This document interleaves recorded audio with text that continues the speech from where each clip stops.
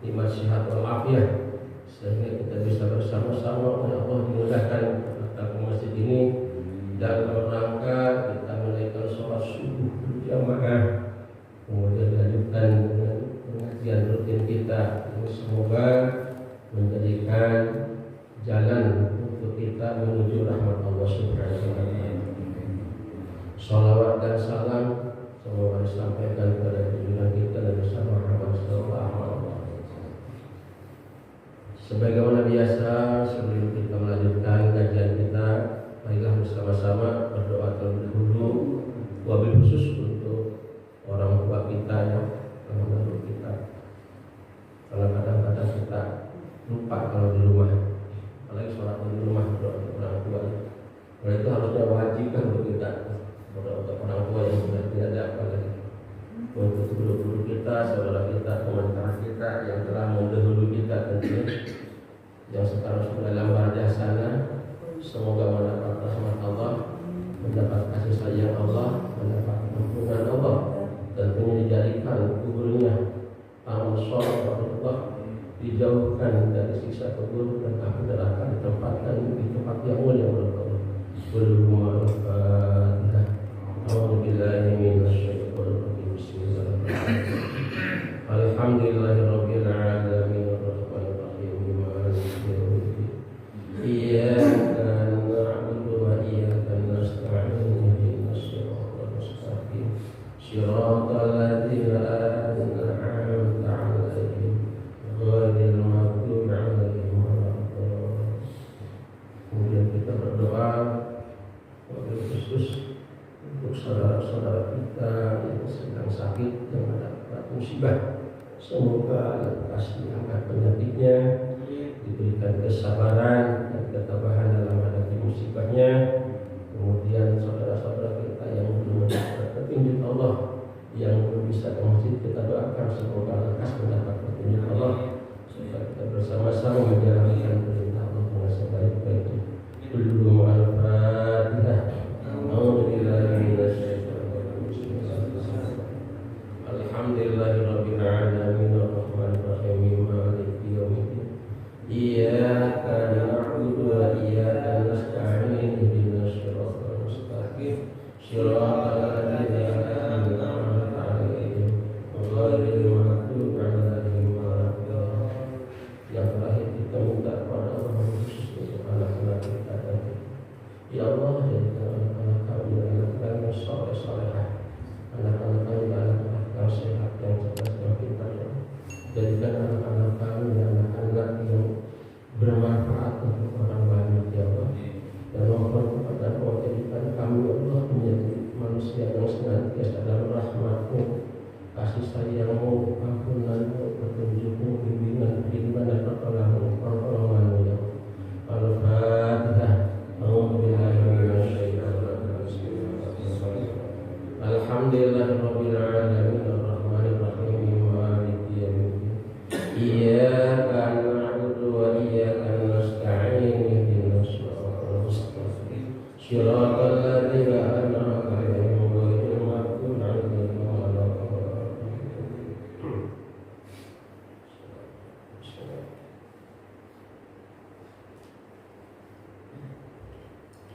Kita ini dulu nih, ini Tanihul Qaul ini kita bahas ini terakhir nih, tinggal ada 3 hadis lagi kalau saya kita selesaikan amat.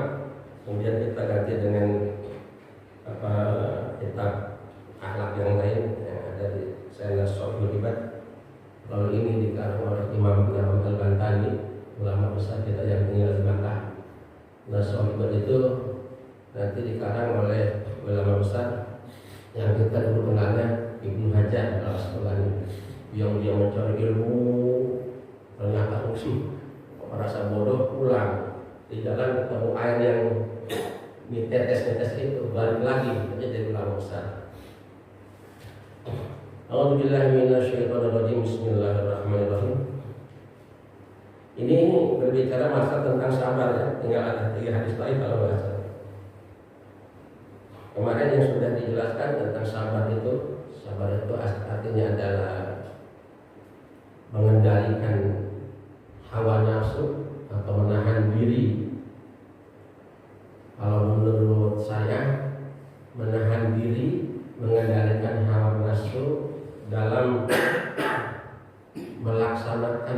Allah, menjauhi larangan Allah, dan sabar ketika kita mendapat musibah. Dan kemudian dikembangkan lagi oleh ulama, ternyata ada sabar pertama. Sabar itu sabar kita menjalankan perintah Allah dan menjauhi larangan Allah. Jadi kita melaksanakan perintah Allah itu harus dengan sabar, dan sekaligus kita menjauhi larangan Allah. Misalnya kita ketika mau ke masjid hujan, harus sabarlah. Ketika kita misalnya menjauhi larangan Allah, nah diajak untuk datang ke tempat-tempat maksiat, kita bisa bersabar dan tidak mengunjunginya. Karena kalau ke sana bisa sama-sama kita minum omer, atau bisa kalau di warung kopi bisa sama-sama kita bercanda dengan jandanya gitu kan. Nah itu kita sabar.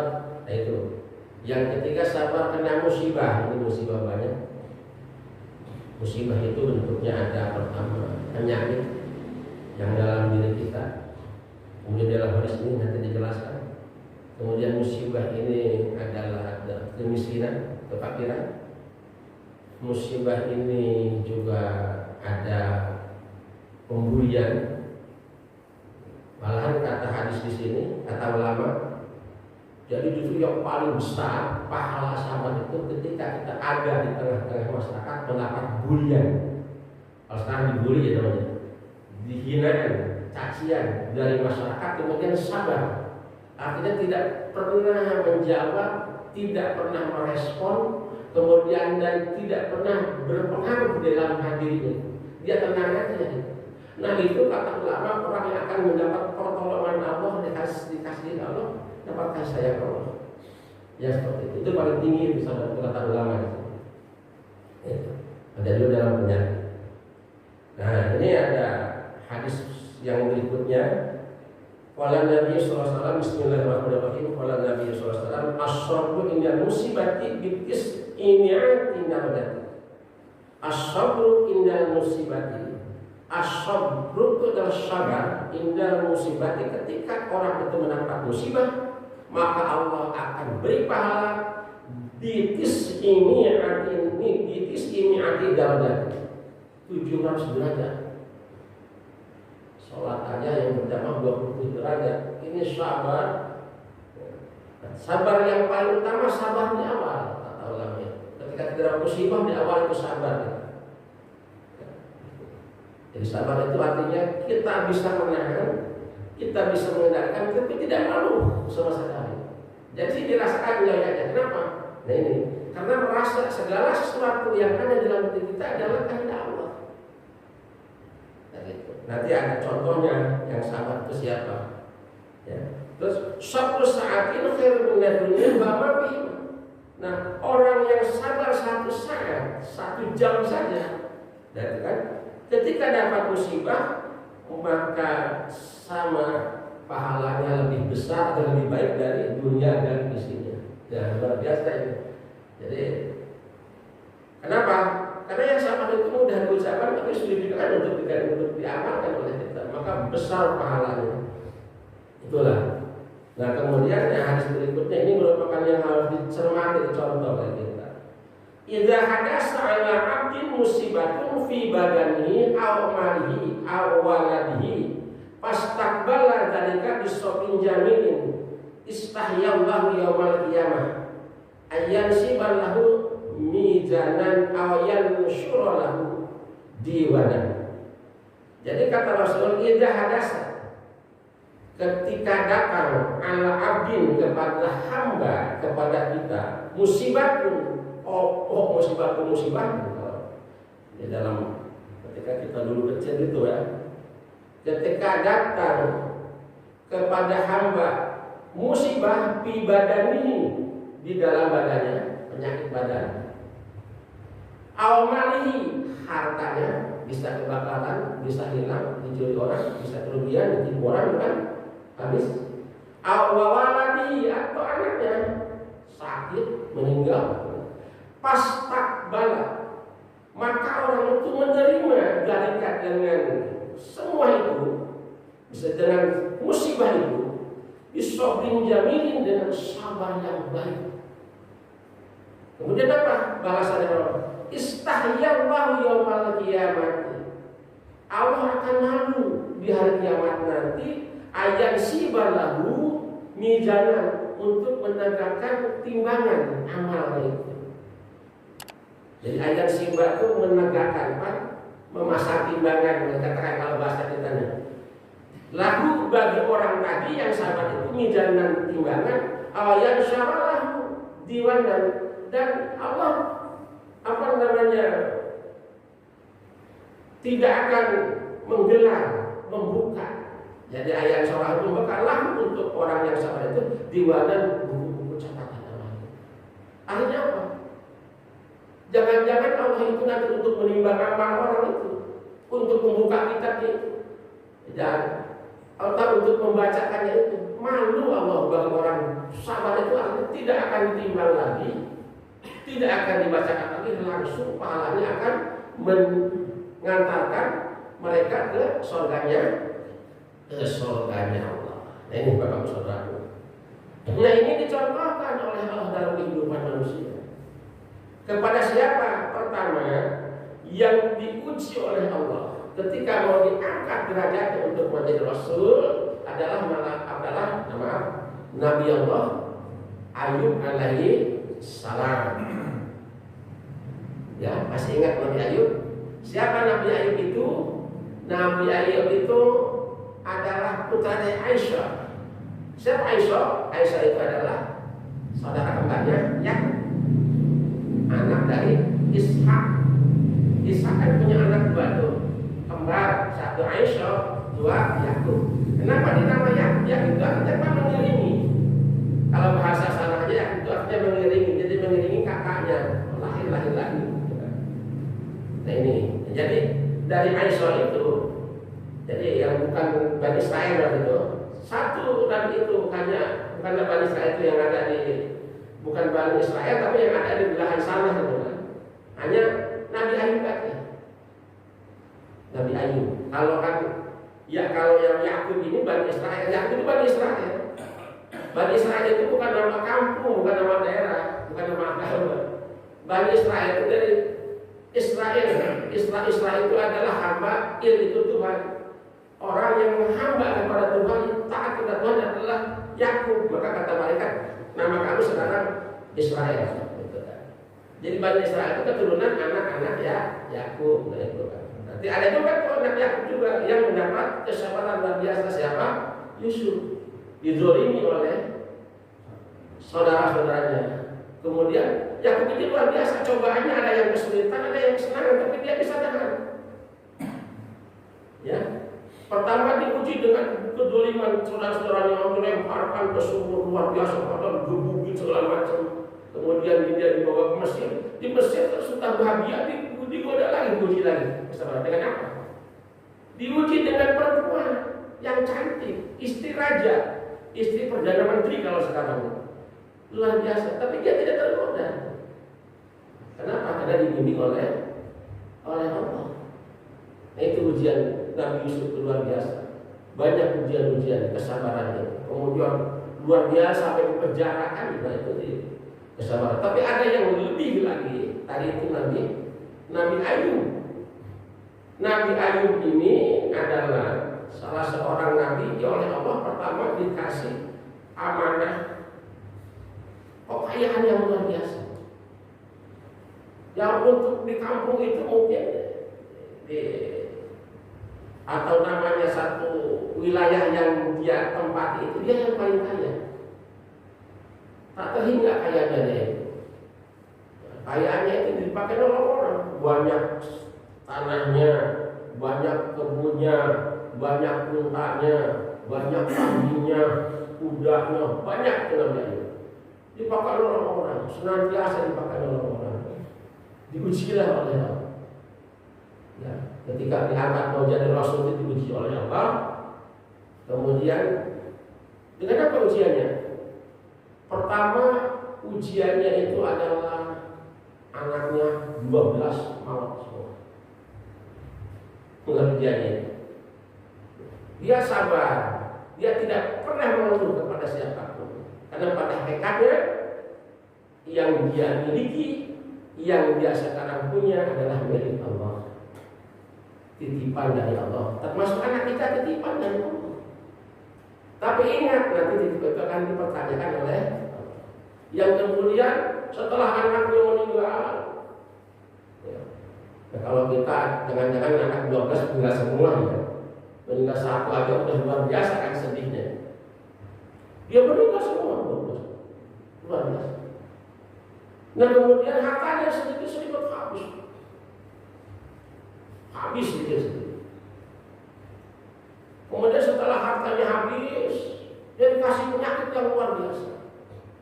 Dan disebut penyakit yang tidak ada obatnya, begitu dia tahu. Penyakitnya penyakit kulit. Cuma dia hanya zikir aja kepada Allah. Dan malahan menurut satu riwayat ya, penyakit kulitnya itu sudah betul-betul menjadi buruk yang luar biasa, mengeluarkan belatung-belatung itu. Dan ketika ada belatung yang menghajar jantungnya itu dipindahkan aja sama dia nggak dibunuh. Nah itu luar biasa. Sampai jatuh miskin luar biasa. Harta yang itu banyak habis semua. Jatuh miskin sampai istrinya itu adalah mencari pekerjaan, jadi pembantu. Tapi setelah begitu beberapa lama jadi pembantu, juga ketakutan yang memberikan pekerjaan itu, takut menular penyakit Yakub itu.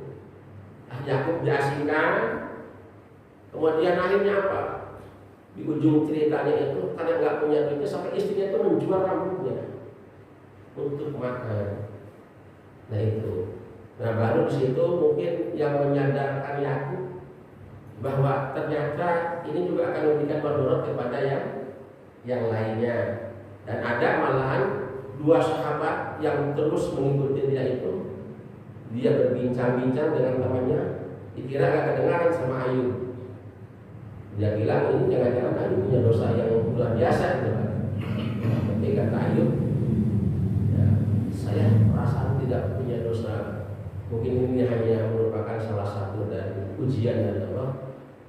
Hanya pernah saya itu mau menyelesaikan masalah, ada 2 orang yang bertengkar, tapi mereka semua sumpah ini pakai demi Allah, ini pakai demi Allah. Jadi Yakub tidak sampai selesai meninggalkannya. Mungkin itu katanya dosa saya. Jangan dosa kayak gitu aja gitu kan. Karena dia seorang nabi. Apa? Nah itu di dalam surah Al-Anbiya ya, ayat 83. Apa namanya, Nabi Ayub itu jadi semacam memohon kepada Allah, bukan memohon ya, semacam sudah curhatlah kepada Allah. Ini musaniya durru wa anta arhamur rahimin. Jadi kalau kita punya penyakit harus banyak baca itu katanya.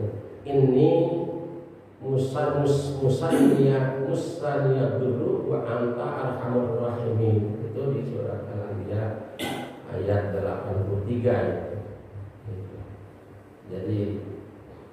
Jadi kata bahasa kitanya mungkin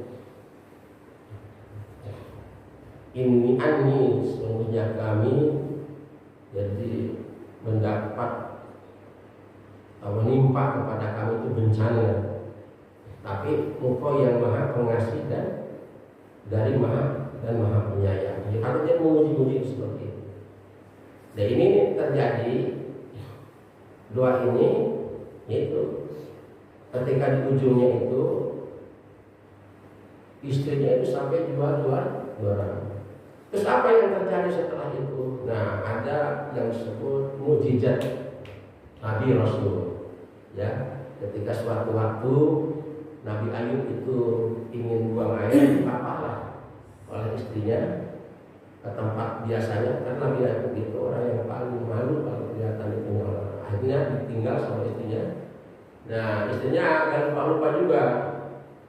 Setelah ditinggal itu istrinya lama baru ditemuin lagi. Nah di sela-sela itu, sela-sela dia antara waktu ditinggal sama istrinya agak lama itu, Nabi Yakub mendapat wahyu dari Allah. Ketika dia teriak-teriak manggil Rahmah itu Rahmah namanya. rahmat itu nggak muncul-muncul. Maka kata Allah Jibril, hentakan kakimu ke tanah. Hentakan itu ya kayak peristiwa dulu Nabi Ismail itu. Nabi Ismail ketika masih bayi, kalau yang udah tua ya, keluarlah air yang luar biasa sejuknya, luar biasa beningnya. Kemudian berpikir disuruh mandi di situ, disuruh bersih. Seketika dengan mukjizat itu Ayub terus sehat kembali, hilang penyakitnya itu, jadi muda lagi pada usianya udah mungkin 80-an, jadi seperti 40 tahun lagi gagah lagi gitu kan, luar biasa. Sehingga ketika istrinya nyariin itu, aku ketemu dengan dia, Tuhan maaf katanya, bertemu dengan itu Ayub Nabi Allah Ayub katanya, saya tinggal di sini, tadi dia lagi buang hajat, saya ketemu, kata Nabi Ayub itu, tapi Anda katanya dia udah ada perasaan di sini, bahwa Anda itu mirip banget dengan Ayub ketika muda gitu kan. Kata Ayub, ya saya Ayub katanya. Dia cerita luar biasa ya. Bagaimana setelah sehat pulang sampai di rumah ya tiba-tiba Allah memberikan itu. Karena dengan kesabarannya itu dibalas 2 kali lipat.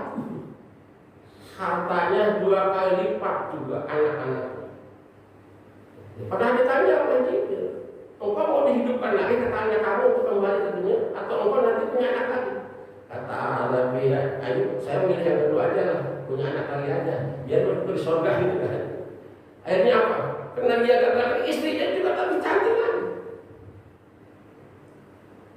Apa yang terjadi? Setelah dia mandi di rumahnya itu, tiba-tiba datang budak orang jatuh di depan dia. Ternyata panjangnya belang emas. Jatuh, mati jadi emas. Jadi berupa emas. Sampai banyak banget emas. Itu mukjizat Rasul.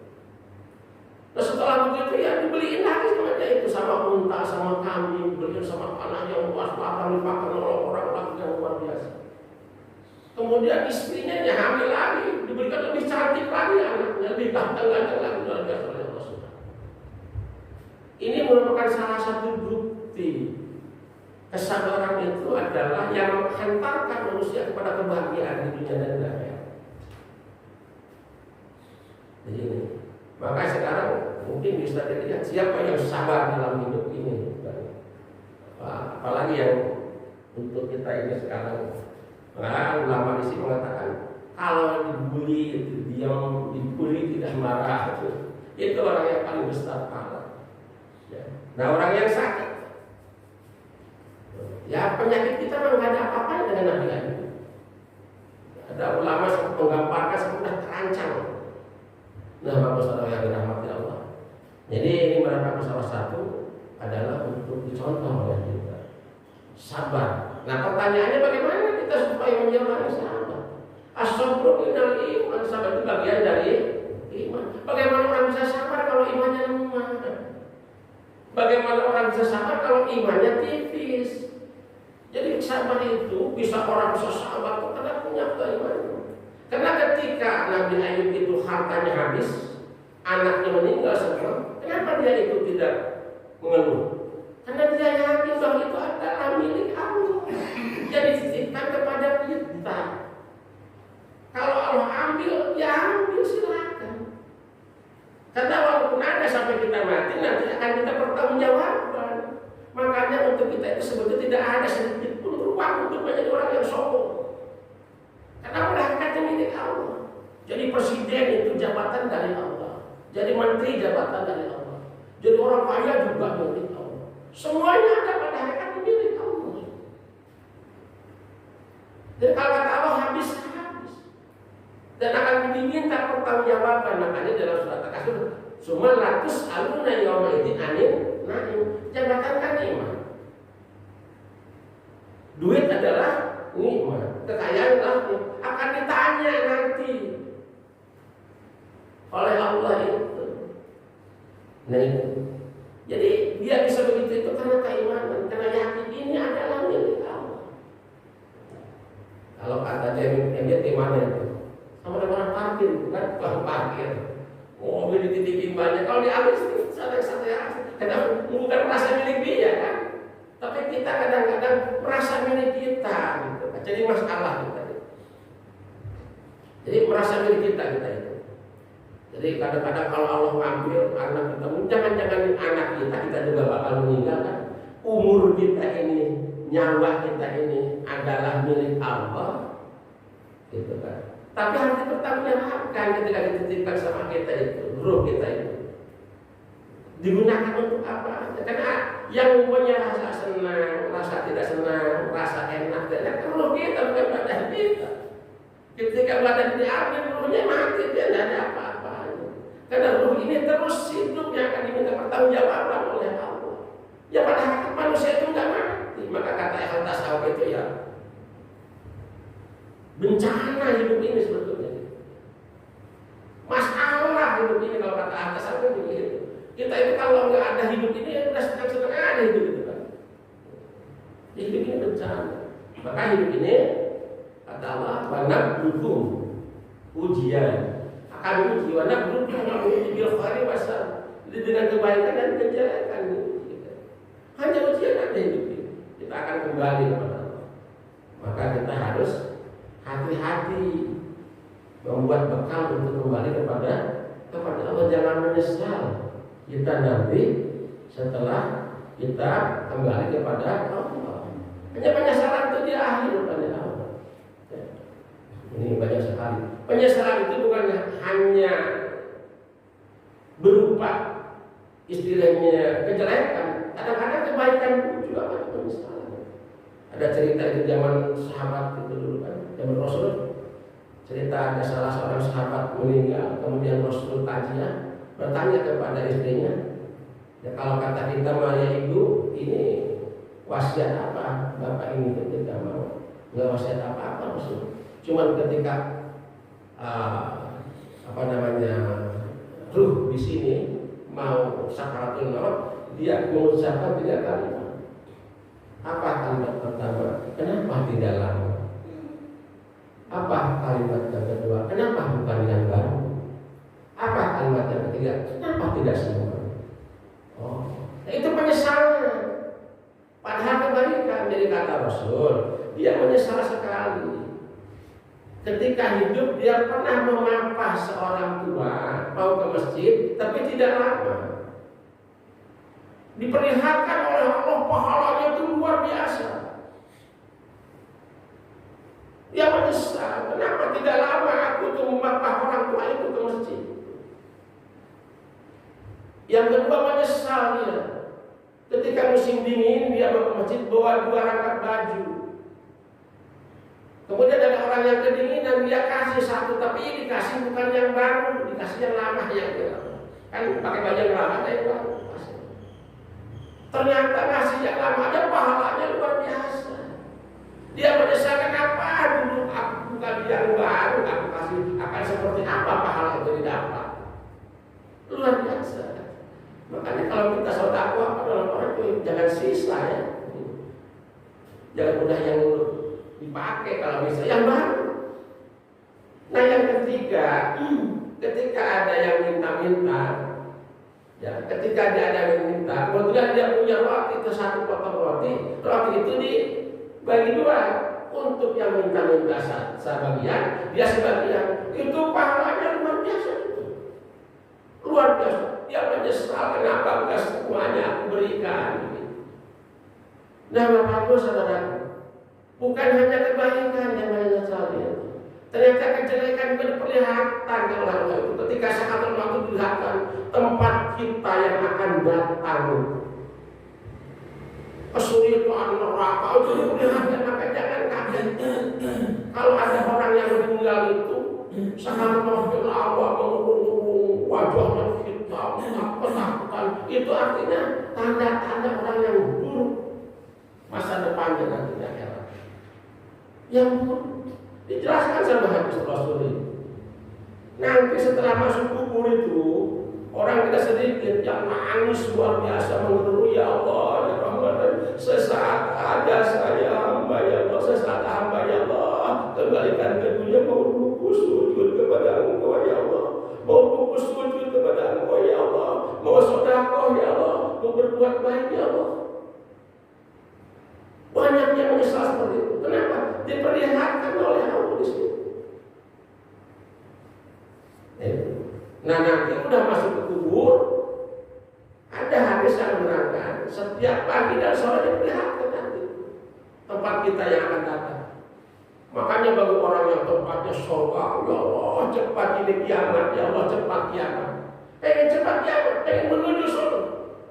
Tapi orang yang diperlihatkan dari neraka jahanam, ya Allah jangan kiamat, jangan kiamat, penyesalan yang luar biasa. Mumpung kita hidup sekarang, mumpung kita dikasih dikasih kesempatan untuk sehat, ya Allah. Sekarang di tahun baru, jangan senang-senang tahun baru kita ejak-ejak dan bakar bakar ayam bakar ikan segala macam, lupa usia kita itu nambah itu kayaknya apa, tapi mengurang jatah hidup kita, maut semakin dekat kepada kita. Seharusnya tahun baru itu dijadikan lahan introspeksi diri, evaluasi diri. Itu apa yang sudah kita punya. Karena hidup ini kan hanya 3 hari sebetulnya. 2 hari, hari kemarin, hari sekarang, nggak ada jaminan besok kita akan hidup kan? Siapa yang jamin besok kita akan hidup? Tidak. Apalagi di usia-usia seperti kita sekarang. Makanya kadang-kadang saya itu pengennya ini aja, ngaji itu maaf, saya ingat ini masalah tentang ibadah aja, tentang masalah untuk kembali kepada tempat kita yang sebenarnya aja, untuk berbicara ekonomi, kehidupan yang ini sampai pada pintar-pintar. Kadang-kadang maaf yang ada banyak dilupakan sama kita. Bekal akhirat, coba maaf aja. Ini Ibrahim, Mir, yang seperti kita mau jadi apa sih? Nggak bakalan kayak jadi pengusaha besar gitu kan? Dan itu apa sih? Wah, pakat itu berdagang daripada pensiun kan? Nggak bakalan jadi direktur utama gitu kan? Nah itu, ya kemana lagi kita itu? Jangan sampai kita ketika hidup susah adalah nanti di akhirat susah. Itu yang digambar oleh Imam Al-Ghazali itu.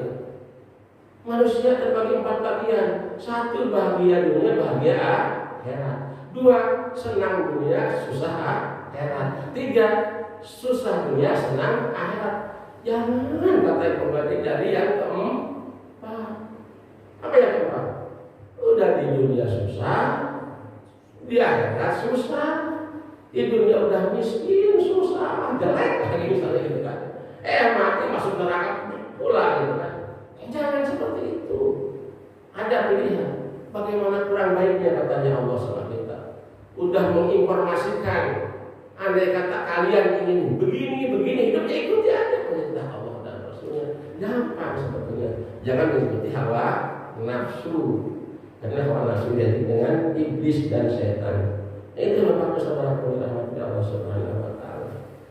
Ini yang Bapak contoh. Banyak seperti kepada Nabi Yusuf juga begitu.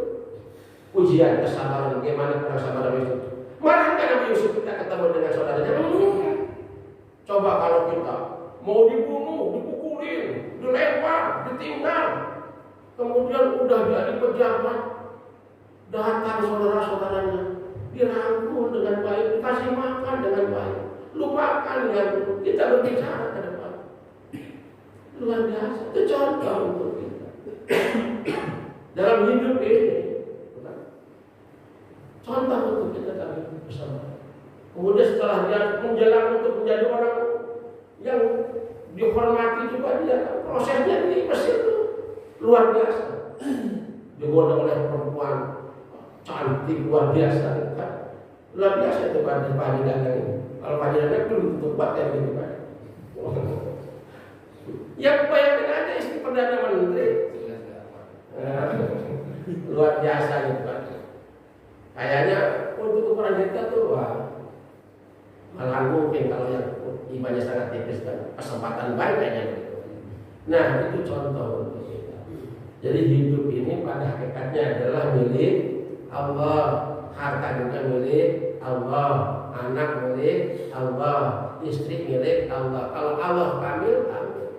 Ruh kita dan nyawa kita adalah milik Allah. Apa yang harus kita perhatikan? Ini akan kita pertanggungjawaban. Awas, kita punya anak yang bisa sekolah. Awas, punya anak yang bisa baca Quran. Ini istri misalnya nggak ngaji, nggak bisa baca Quran, nggak sholat itu. Kalau kita nggak sholat, istri kita nggak tahu jawab. Kalau istri kita nggak sholat, suaminya yang tahu jawab. Ayo, makanya disuruh pada ngaji istrinya. Kalau kita memang nggak mampu, karena kewajiban kita. Kalau kita nggak mampu ngajarin di anak istri di rumah untuk jadi orang baik, suruh datang ke pengajian. Karena kewajiban tadi. Ya, untuk ilmu minal mahrilah tidak terbatas oleh ruang dan waktu. Jadi sampai kita meninggal itu wajib untuk ngaji itu. Ini nanti anak kita sekarang ya nggak nuntut, kita senang kalau nggak sholat itu dibiarin kan. Nggak ngaji dibiarin, nggak bisa baca Quran dia senang, malah nggak mau belajar. Kita nggak suruh, nanti dia akan jadi penghalang kita. Bisa kita dipending nanti manusia baik. Ya Allah, tolong pending dulu bapak saya itu mau sesuatu enak aja. Emang kenapa? Saya masuk neraka anaknya ya Allah. Kenapa kamu nggak pernah disuruh mengaji, nggak pernah diingatkan untuk sholat ya. Dia banyak duit yang nggak pernah disekolahin ya Allah. Saya mau hidup gelandangan, nggak jadi itu tentang kesokannya. Tapi sebaliknya walaupun kita misalnya ya sholatnya banyak bolong-bolong, ya boleh kan kurang baik. Tapi kalau mencetak anak jadi soleh, ya dikulah itu, dia gak mau masuk surga itu. Ya Allah, aku gak mau masuk surga. Kenapa bapak saya di neraka ya Allah? Lebih baik aku ke neraka. Gak mau saya masuk surga ya Allah. Bapak saya di neraka. Sampai masuk neraka. Gak boleh. Udah diangkat bapaknya dari neraka ke surga. Luar biasa. Itu anak. Istri pun akan istri kita kalau kita tidak mengingatkan tentang masalah sholat. Aku saudara rahmat Allah, itulah hadis yang terakhir di kitab ini. Mudah-mudahan ada manfaatnya. Ini ada tadi kalau kita punya penyakit banyak surat itu Pak ya, Al-Anbiya 83. Ya itu adalah yang dibaca oleh Nabi Ayub, apalagi yang berkaitan dengan penyakit badan itu terkait yang seperti itu. Mudah-mudahan orang-orang kita juga diangkat dari semua yang kita lakukan dengan kajian kita ini sudah selesai. Mudah-mudahan mendapat itulah dari berkah dari pengalaman.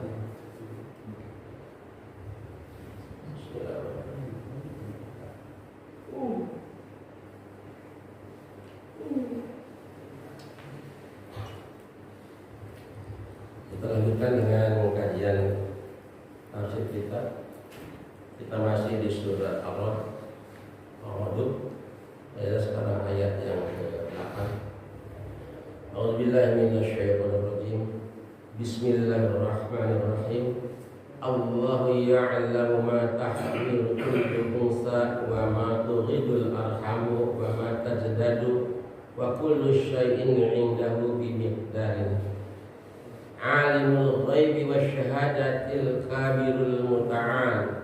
Sawa'un minkum man asarra al-qawla wa man jahara bihi wa man huwa mustahfim min dzalika syadduhu lahu 'aqibatun min bayni yadayhi wa min khalfihi yahfadunahu min amrillah. Innallaha la yughayyiru ma biqaumin hatta yughayyiru ma bi anfusihim wa idza aradallahu biqaumin su'an fala maraddalah wa ma lahum min dunihi min wal. Shadaqallahu alazim.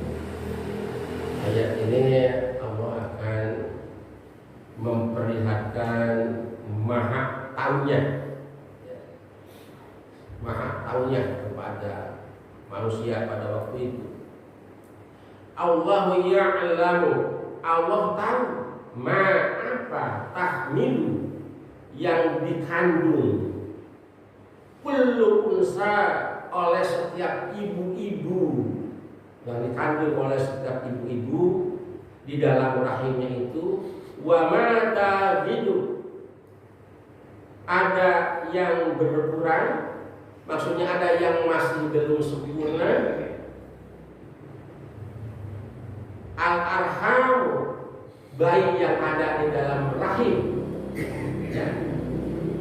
Rahim,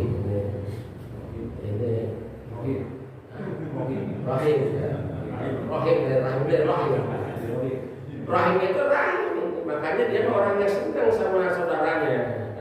Karena ada silaturahim, ada silaturahim, al-rahmi kasih sayang. Dan silaturahmi artinya menumbuhkan kasih sayang dengan teman-teman, dengan semua lingkungan. Kalau silaturahim menumbuhkan kasih sayang dengan saudara yang serahim ini, ya. Menumbuhkan kasih sayang dengan satu rahim, satu keturunan misalnya tadi. Nah ini. Wa ma tasdadu, dan Allah tahu kepada bayi yang di dalam itu ada yang lebih, ada yang kurang, maksudnya itu. Jadi Allah memberitahukan kepada Allah itu Maha tahu sampai kepada apa yang dikandung oleh ibu-ibu itu di dalam rahim itu, gitu kan? Bayi itu ada yang belum sempurna, misalnya ada yang cacat, maaf ya, ada yang nggak ada ininya, ada yang nggak itunya, kemudian ada yang lebih, maksud lebih ini ada yang dua, yang kembar, gitu kan? Itu Allah itu Maha tahu. Allah tahu kenapa? Ya Allah yang menciptakan, bagaimana nggak tahunya kita? Maksudnya apa ini? Ini harus untuk memperlihatkan kepada kafir-kafir Quraisy pada waktu itu supaya yakin percaya bahwa Allah itu Tuhan yang maha segala-galanya, gitu kan? Tapi mereka tetap aja tidak beriman dengan itu. Wa kullu shay'in indahu bimakdan, wa kullu shay'in, dan segala sesuatu indahu yang diciptakan oleh Allah, yang ada indah itu di samping Allah, yang selalu bimikdan itu dengan ukurannya. Allah itu menciptakan segala sesuatu dengan ukurannya, luar biasa. Sebesar apapun, sekecil apapun, tidak lepas dari ukurannya. Allah jangan-jangan membuat manusia yang besar, membuat apa namanya, yang paling kecil binatang, virus misalnya, itu dengan ukurannya sendiri. Matinya, hidupnya, ini bisa mati virus ini dengan ini adalah ukuran Allah. Bukan hanya kalau langit kan besar, berputar pada pokoknya, itu ada ukuran Allah. Bumi sesuai dengan pokoknya, bintang semua, itu adalah yang diciptakan sesuai dengan kadarnya oleh Allah SWT. Luar biasa. Seperti kita diciptakan berapa miliar, nggak ada yang seperti sama ya. Walaupun ada kakak, walaupun kembar kan, itu hebatnya. Coba manusia kalau disuruh bikin benda yang sama, yang tidak sama gitu, untuk biar banyak kan susah juga. Tapi Allah itu karena maha segala-galanya. Alimul ghaibi wa syahadati, Allah itu yang mengetahui yang gaib juga tahu. Allah itu yang gaib juga ciptaan Allah, yang tidak bisa dilihat oleh kita. Allah tahu misalnya yang gaib apa. Yang gaib itu adanya makhluk setan, iblis, malaikat. Ya Allah mau ciptaannya. Yang gaib itu neraka, surga. Itu ciptaannya. Wasyahada yang apalagi yang nampak saja itu, yang bisa kelihatan, ya, yang bisa disaksikan. Allah Maha tahu. Alimul ghaib, Allah mengetahui tentang yang gaib. Makanya dengan macam-macam, tidak ada sedikit pun kita untuk menipu Allah ya. Kadang-kadang kita luar biasa. Manusia itu ya, karena mungkin kedangkalan dalam berpikirnya. Ya, kalau Tuhan di bulan-bulan Ramadan banyak yang jadi medhi itu. Tahu medhi itu? Kalau saya medhi itu apa namanya? Setan yang keluar menjelang maghrib itu. Biasanya kalau sholat robar sama. Ada medhi kan kenapa? Setan tapi kelihatan kakinya doang. Dia kakinya doang kelihatan, badannya doang kelihatan. Nah sekarang banyak tuh kalau bulan puasa jadi medhi itu. Ya, tukang bakso di pasar-pasar, terminal, apa soto gitu kan. Yang kelihatan kakinya doang. Dia pikir dia orang lain yang lihat kali itu ya. Medhi itu sama. Seperti itu. Banyak yang jadi begitu. Dan saya itu kan begini Pak, daerahnya datar Pak. Kalau mau aku sampai ujung mana pun sampai laut pun kalau nggak ada aku ya. Jadi suka ada katanya dulu bisa kecil, ada mobil lari semua. Makanya anak-anak kecil dulu tuh jangan suka main mau mati di bawah berdiri. Itu ada setan tapi nggak kelihatan adanya kaki ruang tasawuf ruang. Takut orang katanya. Tapi saya nggak pernah melihat juga sih. Adanya mungkin hanya menakuti aja atau orang tua itu supaya jangan pada main sebelum yang udah mau maghrib gitu kayaknya gitu kan. Memang sih kalau di dalam Islam ada cerita Rasul itu jadi setan-setan itu keluar itu menjelang maghrib gitu kan. Nah itu ya. Allah Maha tahu seperti yang lain. Siapa lagi yang kelihatan yang lain? Al-Kabir, Allah itu Maha besar. Tak terukur besarnya, tidak bisa kita menentukan Allah itu besar, tidak bisa. Jadi saking besarnya Allah, maka Allah mengetahui semua yang Dia ciptakan, semua makhluk itu Dia mengetahui. Jangan-jangan kita dianggap sudah besar. Orang yang tadi itu virus saja mengetahui satu-satu. Dan dengan ukuran. Dan Allah tahu jangan-jangan ya, yang hidup, yang misalnya ada apa namanya daun pohon-pohonan itu yang jatuh, itu tuh Allah sudah menentukan di jatuhnya saat-saat itu ukuran luar biasa. Kebesaran Allah itu luar biasa. Jangan dianggap Allah itu maha besar karena yang punya besar itu hanya Allah. Yang kata kita alangkah salahnya kalau kita menganggap lebih besar daripada orang lain. Itu namanya takabur itu udah diwarisi oleh iblis itu. Kadang-kadang kita ya tadinya biasa-biasa aja ngobrol dengan kita, pas kebetulan sama Allah itu dipuji dengan satu kenikmatan, dia diangkat sekarang menjadi anggota DPR pusat, lupa sama kita semua. Kita kadang-kadang begitu kan. Ya, dulu kita sama-sama sekarang jadi pengusaha sukses, lupa sama kita semua, kita gitu kan. Nah itu ujiannya kan. Sebetulnya tidak perlu kita itu merasa lebih besar, lebih hebat. Sekarang nggak perlu. Kenapa? Karena ada Allah yang maha segala-galanya. Nggak ada untuk kita itu yang maha besar. Al-Muta'ali yang maha tinggi. Nggak ada yang lebih tinggi lagi. Al-Muta'ali Allah itu yang maha tinggi. Nggak boleh kita merasa tinggi. Ya dari orang-orang nggak boleh kita merasa tinggi dari orang-orang. Kenapa? Inna akramakum indallahi yang membedakan kita dan kita bukan masalah uang, bukan masalah kedudukan, bukan masalah ilmu, hanya ketakwaan kita kepada Allah. Takwanya Allah itu sejauh mana takwanya kepada Allah, itulah yang lebih tinggi. Makanya ya jangan-jangan orang-orang istilahnya yang nggak ngerti agama, kiai aja nanti banyak yang masuk neraka, ustaz banyak yang masuk neraka. Kalau memang tidak bisa mengendalikan hawa nafsunya, banyak sekali. Ada hadis yang menerangkan Allah seorang pejuang itu kan, saya ini ya jihad di jalan Allah. Jadi kalau mati akan menjadi apa namanya nanti? Iya, pas ditanya orang-orang agam tak bohong. Kenapa kamu itu berjuang hanya ingin dibilang hebat oleh orang-orang? Kan orang-orang udah bilang hebat sama kamu kan begitu, gitu kan? Kemudian ada orang yang dermawan, tukang bantu orang. Kata dia, kenapa saya masuk neraka ya Allah? Padahal saya dermawan, ikhlas kita Allah. Bohong, kadzab, bohong kamu. Kenapa? Kamu kan banyak orang hanya pengen disebut kamu dermawan. Orang sudah semuanya bilang dermawan sama kamu. Maka kamu dermawan di belakang kita. Udah selesai masuk neraka. Yang ketiga itu, wah hebat, lagi hebat. Kita apa aja dilarang oleh dia. Wah luar biasa, dia apa oleh dia. Tapi hanya ini ulama yang benar, ulama yang paling hebat. Kata dia, kenapa ya Allah saya masuk neraka?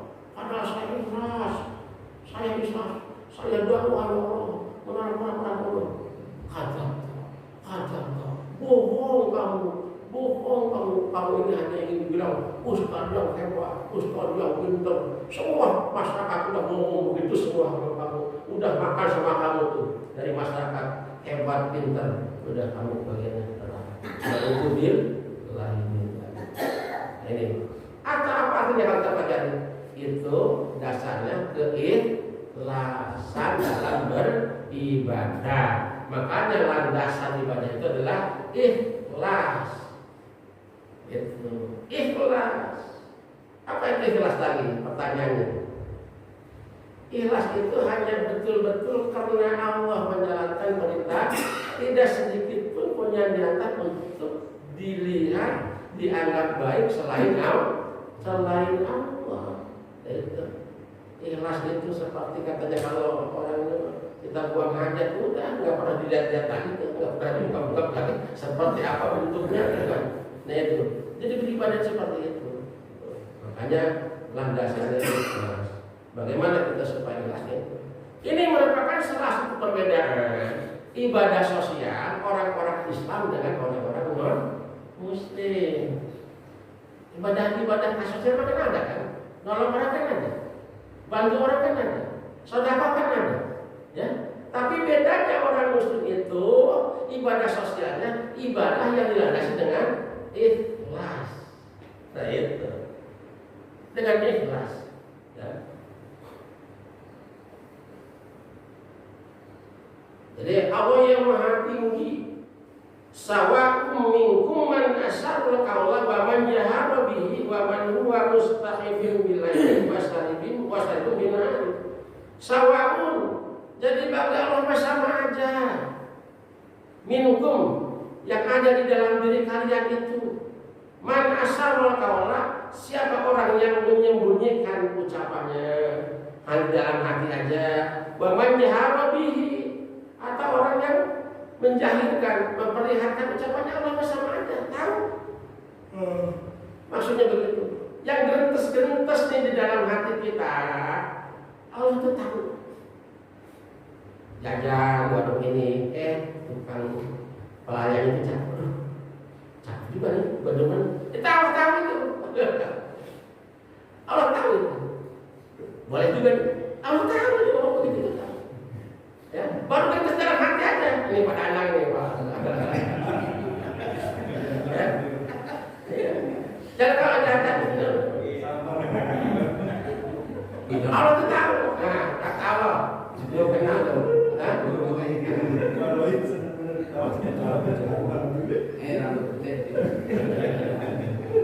Lihat, Tuhan tengok misalnya di tempat kerjaan, pinggir perempuan, pinggir perempuan ini. Padahal istri orang sepi, cakep juga teman juga nih ya. Dia cantik juga. Tahu itu. Ya. Tahu itu. Ya. Kan tetap mati kita tahu itu. Jangan coba-coba gitu.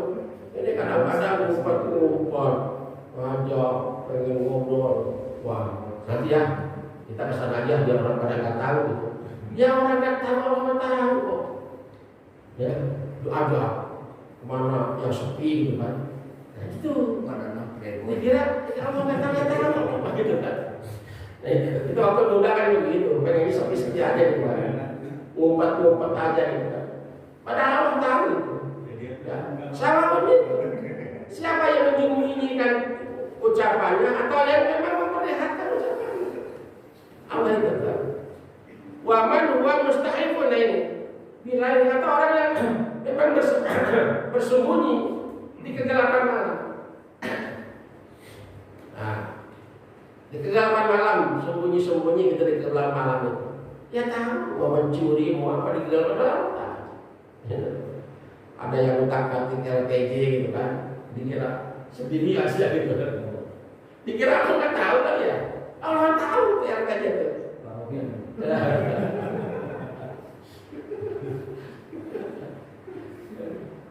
LPG lembaga, untuk pertanggung jawab itu. Nah itu Allah tahu. Ya, presiden. Nah itu. Sebetulnya kalau kita benar-benar beriman kepada Allah, nggak ada celah sedikit kita untuk berbuat dosa dan berbuat jahat. Kenapa ini harus jahat? Iman kita lemah. Iman kita lemah.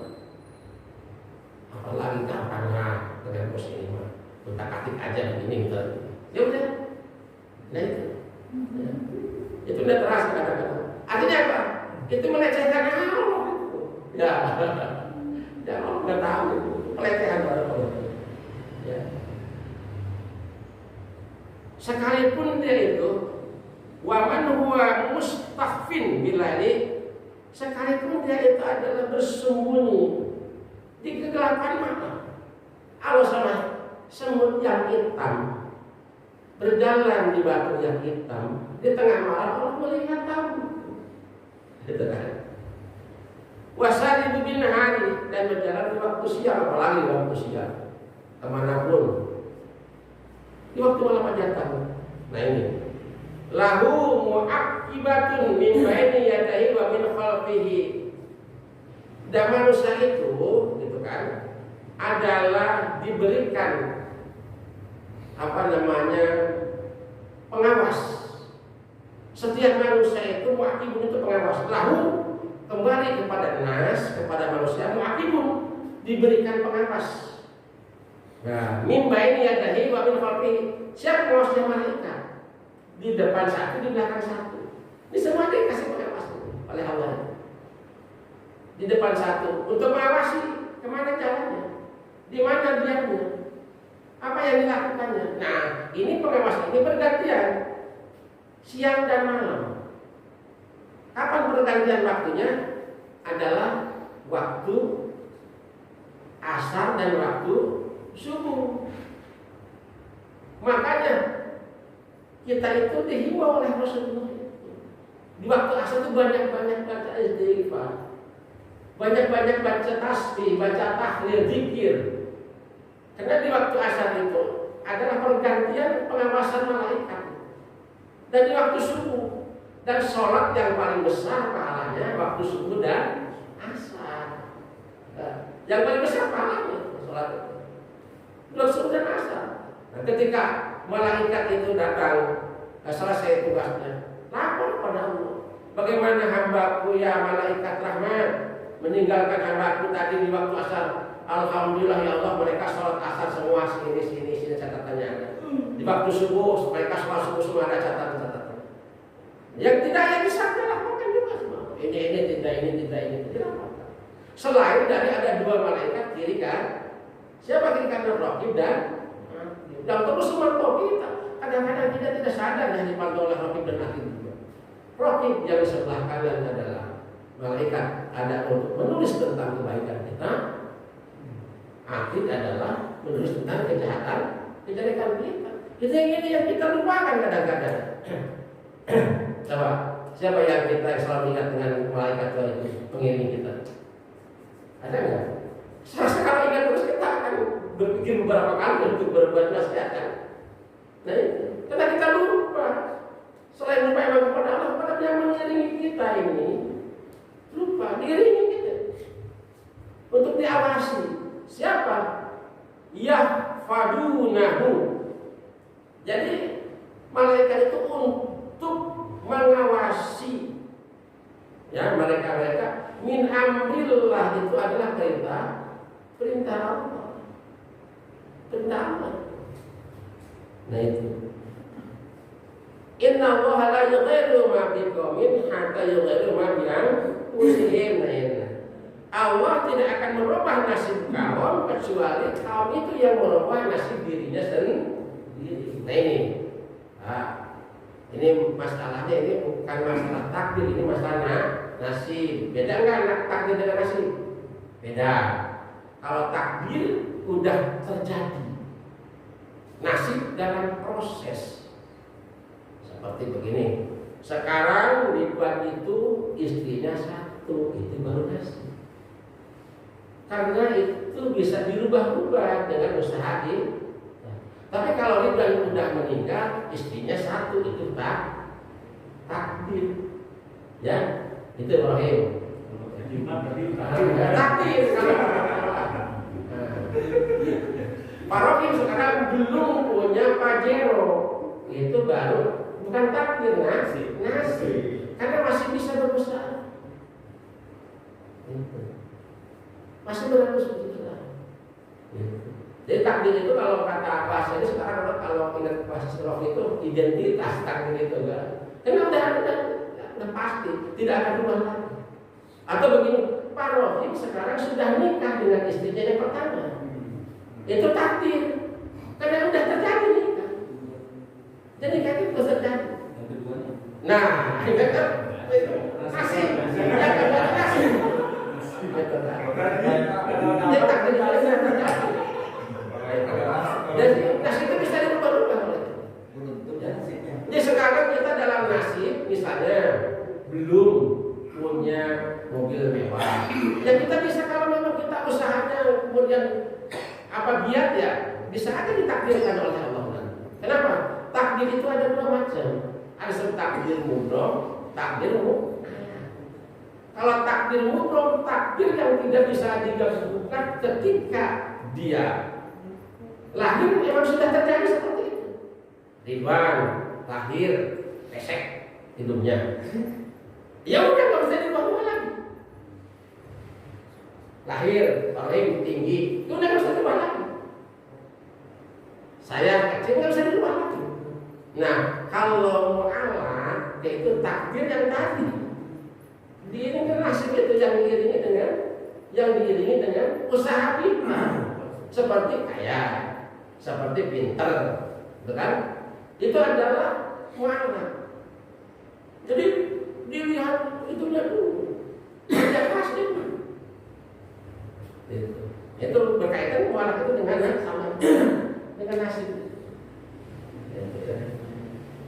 Sehat, itu termasuk seperti itu.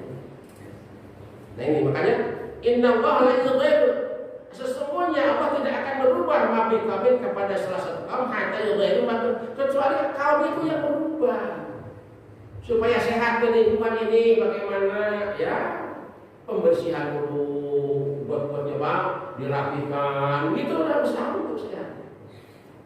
Nah, itu. Jadi kita kalau pengen berubah, ya kita harus merubah diri, gitu. Pastinya negeri kita itu begini terus, dan takdir belum takdir, harus bisa usaha kita. Nyari pemimpin yang baik, nyari pemimpin yang bisa buat program yang baik, bisa menggerakkan sistem yang baik, begitu. Jangan dibiarkan, kita harus usaha kitanya. Kalau kita tidak usaha, ya kita tidak akan berubah-ubah, bisa-bisa jadi takdir nanti seperti itu.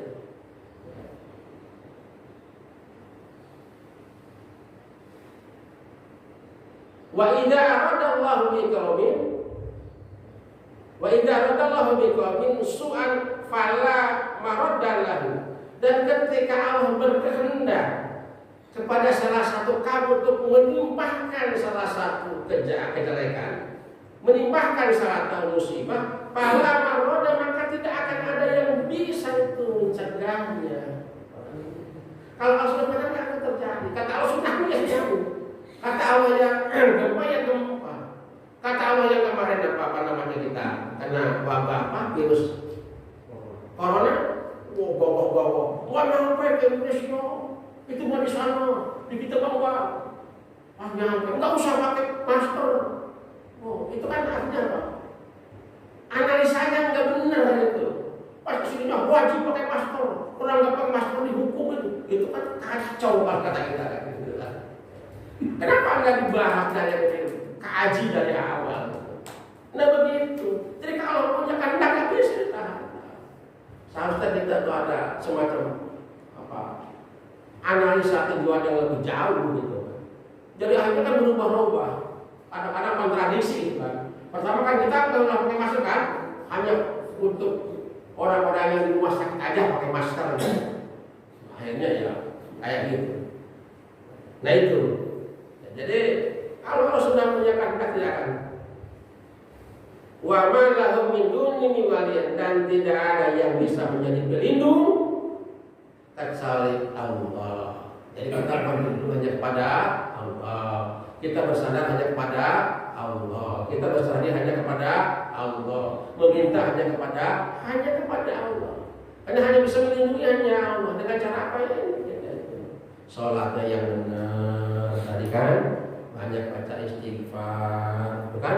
Sholatnya berjamaah, jauhi perbuatan mungkar, perbuatan dosa maksiat.